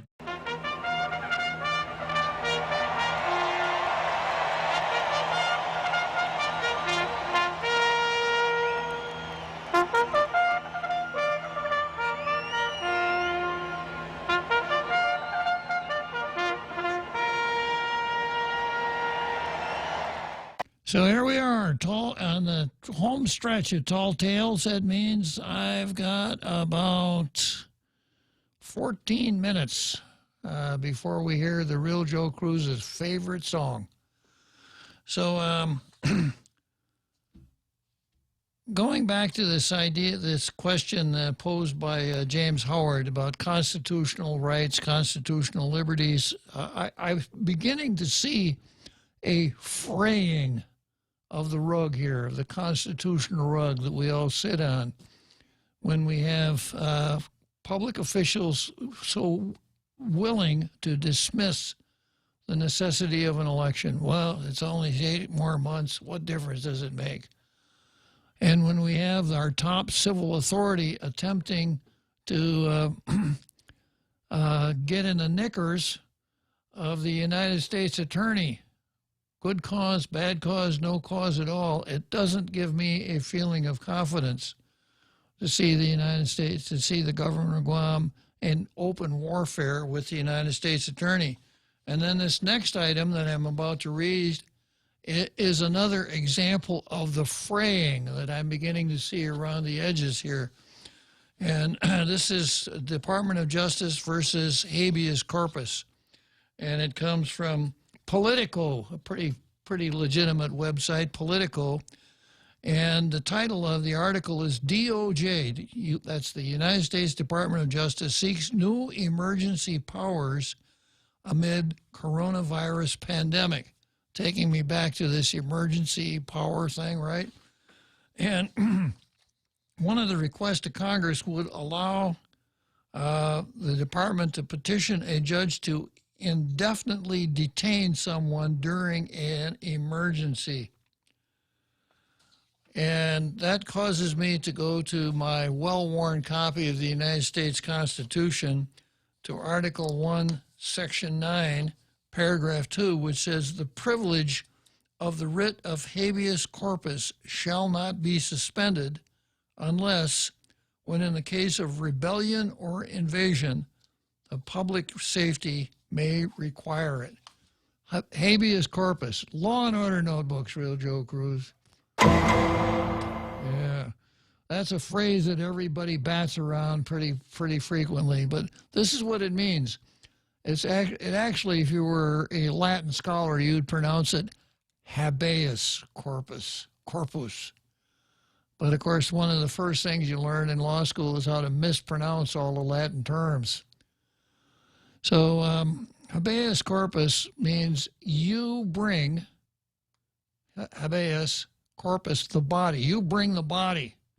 So a judge signs a writ of habeas corpus, and he tells the person who has custody of a person who's in detention before the court, and to explain to the court under what authority that person is being detained. So quite often the defendant, or excuse me, the respondent in a petition for writ of habeas corpus is the jailer. So the case Gideon versus Wainwright, a famous Supreme Court case where the Supreme Court said that everybody who is being prosecuted for a felony is entitled to counsel, even if it has to be paid for by the state. Wainwright was the director of corrections for the state of Florida. So the writ issued to Wainwright saying, why do you have Clarence Gideon locked up? And of course the Florida attorneys went to court and explained why he was there. And Gideon made his own attempt to explain that he shouldn't have been there, making this and of course he lost. But the Supreme Court finally decided that he had the right to counsel. So when a judge signs a writ of habeas corpus, he's telling the person, the official that has custody of the inmate, to bring that inmate to the court and explain why that person is being held. And it can be pretty far-ranging. If the writ of habeas corpus is suspended and a person is arrested and put in jail, he's a constitutional right to be brought before a magistrate within 48 hours. But if he's not brought before the magistrate in 48 hours and the writ of habeas corpus is suspended, he's not going to come before the magistrate in 48 hours. That's the practical aspect of how it works. So the writ of habeas corpus is absolutely essential for the protection of the liberties of anyone who finds himself in custody of law enforcement. So this one of the requests before Congress by the Department of Justice doesn't come right out and say we want to suspend the writ of habeas corpus, because the language in the Constitution says you got to have a rebellion or an invasion to suspend the writ. And by the way, Abraham Lincoln suspended the writ of habeas corpus during the Civil War. Clearly a rebellion. He locked up newspaper editors, state senators, all kinds of people, and kept them locked up so tight that the jailer had to pipe sunlight to them. So going on with this article, and what I see is kind of the fraying of our constitutional system. A proposal would grant those top judges broad authority to pause court proceedings during emergencies. It would apply to any statutes or rules or procedures otherwise affecting pre-arrest, post-arrest, pre-trial, trial, and post-trial procedures in criminal and juvenile proceedings and all civil process and proceedings. According to draft legislative language the department shared with Congress, in making the case for the change, the DOJ wrote that individual judges can currently pause proceedings during emergencies, but their proposal would make sure all judges in any particular district could handle emergencies in a consistent manner. The request raised eyebrows because of its potential implications for habeas corpus, the constitutional right to appear before a judge after arrest and seek relief. Not only would it be a violation of that, but it says affecting pre-arrest. Norman L. Reimer, Executive Director of the National Association of Criminal Defense Lawyers. I wonder if John Gorman belongs to that association. So that means you could be arrested and never brought before a judge until they decide the emergency or civil disobedience is over. You hear the term police state tossed around? That's a police state where the police can take you, can arrest you, toss you in jail, and keep you there for as long as they want. Isn't that what happens during martial law? If you get arrested? You probably would be taken before a military tribunal at some point. Yeah, but they don't have anything pushing them to hurry you through the system. Well, I think that the writ of habeas corpus would still lie even in the case of martial law. But obviously in martial law, no jury trials. I see, yeah. Military judge. Court-martial. Yeah, yeah. So that means you could be arrested and never brought before a judge until they decide that the emergency or civil disobedience is over. I find it absolutely terrifying, Norman said. Especially in a time of emergency, we should be very careful about granting new powers to the government. And that takes me back to the election in Jonia. Well, you know, it's just one mayor, it's just one village. They haven't had one for so long. What's another 8 months? And I'm going to repeat this language here. Especially in a time of emergency, we should be very careful about granting new powers to the government, like suspending elections. Raymer said the possibility of chief judges suspending all court rules during an emergency without a clear end in sight was deeply disturbing. That's something that should not happen in a democracy. Going on with what the Justice Department asked Congress to pause the statute of limitations for criminal investigations and civil proceedings during national emergencies. Are you listening there, another Joe? Statute of limitations, one of the tricky parts of some areas of the law is figure out when the statute of limitations starts to run. Because if you don't know when it starts to run, obviously you don't know when it ends. But there's another doctrine with statute of limitations. It's called tolling, T-O-L-L-I-N-G. And if the statute of limitations is tolled, that means it stops running. So, for instance, our statute of limitations for criminal offenses is tolled during the time that the criminal is out of the territory. The statute doesn't, he can't commit his crime on day one. 6 months later, when the cops are hot on his tail, take off and go off island until the statute of limitations is run, and then come back and thumb his nose at the cops, because the statute would be tolled during the time that he was off island. Now, what Congress wants to do is toll the criminal statute of limitations and civil limitations during national emergencies. And that takes us back again. Does emergency create power? And if so, does power create emergencies? Trump recently declared the coronavirus a national emergency. Another controversial request, the department is looking to change the federal rules of civil procedure, in some cases to expand the use of video conference hearing and to let some of those hearings happen without defendant's consent, according to the draft text.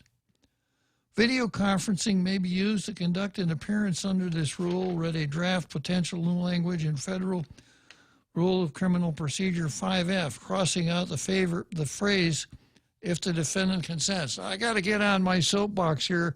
Video conferencing should be avoided at all costs. Now, we think we've done something smart by allowing people to appear at board and commissions by video conferencing. That is a bad idea. Boards and conferences should meet in person. And I'll probably jabber about that a little bit more tomorrow, but we've run out of time for today. The real Joe Cruz is tapping his feet to his favorite song back there in the control room. We'll be back tomorrow. Adios. See you then.